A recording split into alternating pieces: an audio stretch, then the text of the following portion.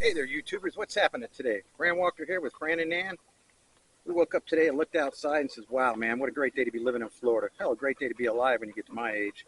So we decided to do something a little different today. A lot of people, a little down on their luck these days. They don't have fishing poles and boats and stuff like that. So I'm going to show you how to fish today with just taking fishing lines and putting them in trees. We call them tree lines. And I'm going to try something different today, too. I got this bait. See, we live in a rural town up here in Suwannee. And they have church on Sundays, and for some reason Monday these people refuse to work. So everything in this town shut down Sunday. I get that for church, but Monday I have no idea why. I'm from Fort Lauderdale, where business is booming, and those people are fighting for an edge. So Monday they're open, but down here they're not. So anyway, we found a hardware store that was open to get bait because our bait store never seems to be open. So I got this shrimp. I've never used this before. It's some kind of genetically enhanced. I think it's soaked in a brine, but I mean it's kept in the room temperature. It doesn't even have to be in a cooler, nothing like that. So we're going to try that out. But basically we're going to use this on 20-foot lines. I take a 20-pound test, go about 20 feet. I make a Carolina rig, a swivel, a sinker, and then a regular 2-0 hook. It seems to be working for these catfish. And I walk down the bank and we find a nice, cypress stump or a knee, and we tie the line to it and just throw it right to the edge. Now the river, when I get down here, you're going to see, it's fed. This is the Suwannee River. It's fed from the Okefenokee Swamp in Georgia. And when it rains in Georgia, all that water rushes down here, and it goes up the banks of the Suwannee. That's why they call it the high banks of the Suwannee. So right now it's low. I guess it hasn't been raining too much in Georgia, so that's what it is. We're really low. And truth being said, it's more sandy along here. Usually I catch these catfish here is when the water's up higher and the catfish come up and swim through the roots looking for stuff to eat. I catch way more fish that way. But we got what we got, and that's why they call it fishing, not catching. So we're going to give it hell. So anyway, let's get down to the river and see what we can get done here. Let's go, folks. All right, I got this rig set up here for you. Best way to do this is find a little piece of cardboard like that. This way you can wrap your rigs around there. See what I did? I just put the hook right up here on the shelf, pull it around, sinker on the back, and you just wrap the line up around it. When you get to the end, you just kind of tuck it up under there, and boom, that's one. You can get 2, 3, 4, 5. You get probably 5 rigs on this one piece of board. That's the best way to keep it without getting it tangled, and you can take it down to the beach here and get it tied up in them trees, and man, you're ready to go. After that, it's just catching fish time. So anyway, I hope that was a helpful tip right there, and that's all you really need to do. So there we go. All right, folks, we're going to come down here and pull these lines. We've made a decision here. It's really hot out, so me and my wife decided we're going to check them right now, a little premature, put fresh bait on them, and leave them overnight and come back in the morning. Hey, we're retired. We can do that. Ha! Come on down.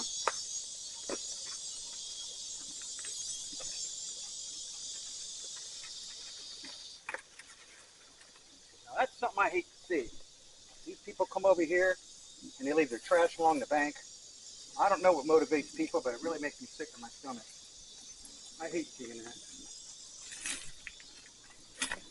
Makes you want to come back here on another day and just do a riverbank cleanup, I'll take some of this out with me when I leave. All right, I'm going to check these lines real quick and see what we got. Nothing on that one I can see from here.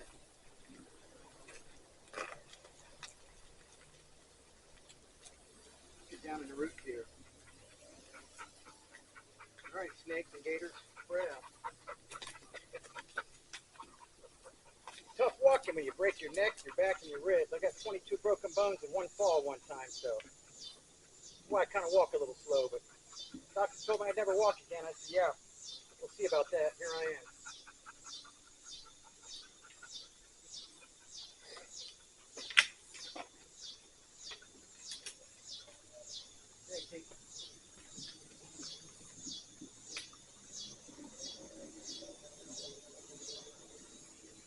All right, that's been cut clean off. That's been out for how long? Clean cut. Something big enough to break that off. Son of a gun. That was flint. That's a 25-pound test. Makes me wonder what the hell had enough balls to break that off. Something. Country. Hey, you don't help this college, Come on out.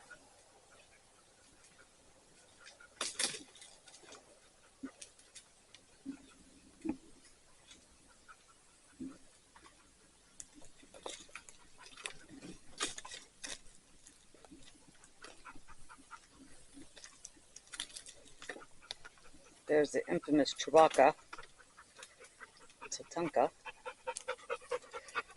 and Daddy. They took the bait, so there's something around here.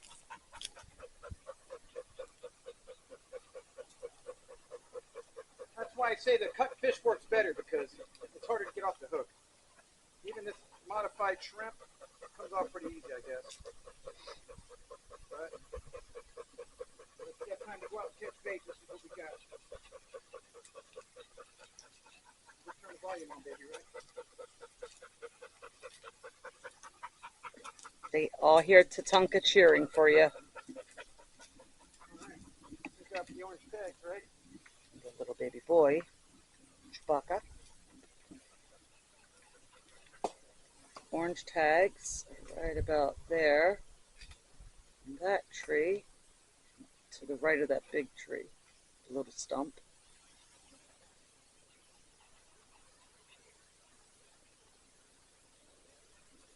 How's that line look? Bait's off that one too. So they were all chumped off. New bait for everybody. All right, we're gonna go kill some time while we're letting those baits soak over there. Got me a black worm. The reason I chose that black worm is because the Suwannee River is dark color water. And one thing I've learned is the darker the water, the darker color bait you want to use, and you'll just have good success rate like that. When you fish a super clear lake, those really kind of like iridescent green worms, they work great. But in the Suwannee, I find these dark black worms work fantastic. So I ain't saying I'm going to catch nothing, but I'm going to try.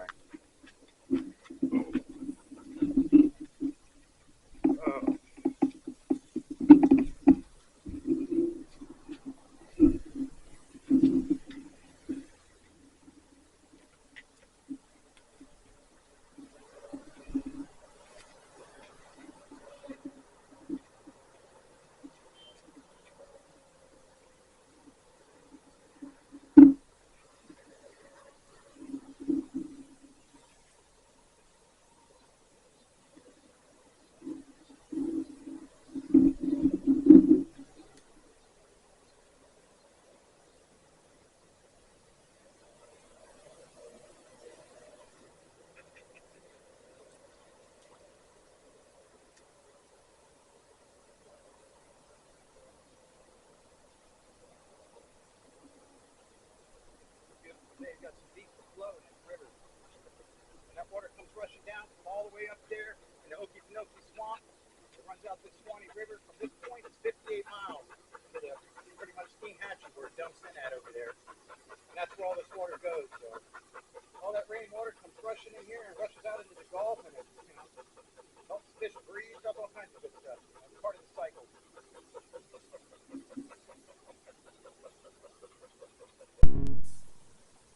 Repeat. Probably the worst time of the day to fish, heat of the day, but I've learned something about fishing. When you go fishing, any chance you can. That's the best time to fish or hunt.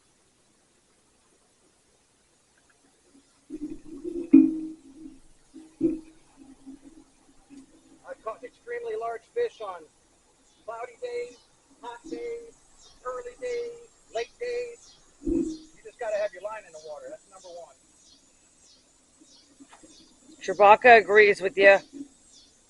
That's because Chewy's smart. Yeah, if you notice, I'm casting up current. I'm letting that worm come down the bank with the current. It looks more natural that way. When I cast it that way and bring it up against the current, fish don't usually do that, so it's not a natural thing. I get more hits this way. Same thing with fishing a spillway. You want to cast up in a spillway and let the bait come down with the spillway. Fish will be lined up at the bottom, just eating them up as they come off that spillway. But if you cast upwards and bring it back to the spillway, they usually don't mess with it. That's my experience. Okay, we're back on the river. I let these things soak overnight. Actually on the way here, I stopped and got a soda. There was a guy in the counter in there saying, it's so hot in Florida. He says it sucks that we don't get the 4 seasons here like the rest of the nation. I said, we absolutely do.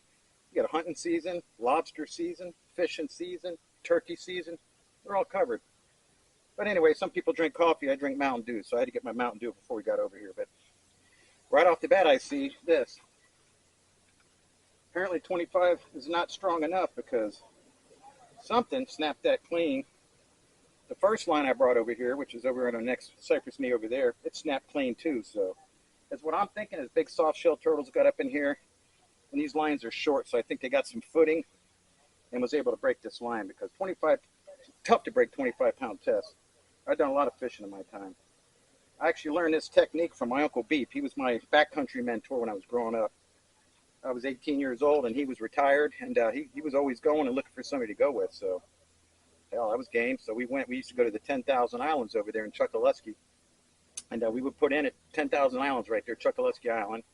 We'd run through Sunday Bay, the Lopez River, uh, Plate Creek, Alligator Creek, all the way out to Lossman's River, Gopher Creek, and we would tie these lines into trees. We'd catch catfish or little jacks on the jigs, and take little snippers and snip the spikes off the catfish, the pectoral and dorsal fins, just so the fish wouldn't bite them and hurt the roofs of their mouths. We'd hang them up in trees and drop them off, and then fish, Lossman's 5 all day long, and on the way back, we'd pull the lines. Well, we got sharks, mostly sharks, but a handful of jewfish, a couple of 30, 40-pound jewfish, so yeah, it was fun. That was in the 80s, good times, good times. But anyway, that's how I discovered doing this kind of stuff, and it works really well. So I guess next time I come back to this river, when it's super shallow like this, and they can get some good footing, because it's, a gradual bank here, I'll have to bring some kind of rope or, Dacron or something super stronger. But anyway, like I said, this is reality TV here, man. You don't catch fish every time. It's the process that works. You can see I tagged it, tie it to a knee, just chuck it out right there, short enough to get to the edge, put some bait on it, and it's guaranteed to catch you fish. Probably didn't get successful today, but that's the reality of fishing. That's why it's fishing and not catching. All right, I'm going to go down here and check some of these other lines. Let's see what's probably best. All right, I spared you to walk down here. I put 5 lines out, and all 5 lines are missing a hook or cut clean off. So first time that's ever happened here, I have no doubt what it is. It's big soft shell turtles. Last time me and my wife came here, which was really not that long ago, we put the same rigs out down through here when the water was higher and the roots, and we got a catfish on each line. So the method works 100%, so don't lose confidence on that. And I guess that answered the question, using that genetically modified shrimps that I was using. They work because something ate all 5 baits. So anyway, the lines are still there, so I just got to add a hook to a couple of them and a sinker on a couple of the other ones, and we'll do this again. But I guess next time I'm going to go maybe a 50-pound test and not let them sit overnight, because I guess that was too long. It gives that turtle time to jiggy back and forth and gnaw on it and get some footing and lose them. But we're not looking for turtles anyway, so I'm kind of glad they all got away. Spared me the problem of having to get them off the hook. So anyway, I hope this has been helpful. New style of fishing that you can use anywhere.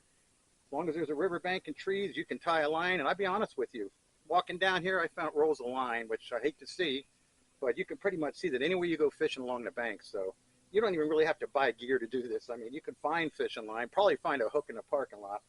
And if you tie it to a tree and throw it out to a bait on, monitor it, you're going to catch fish. So anyway, more videos to come. I hope this was helpful. You all have a good day.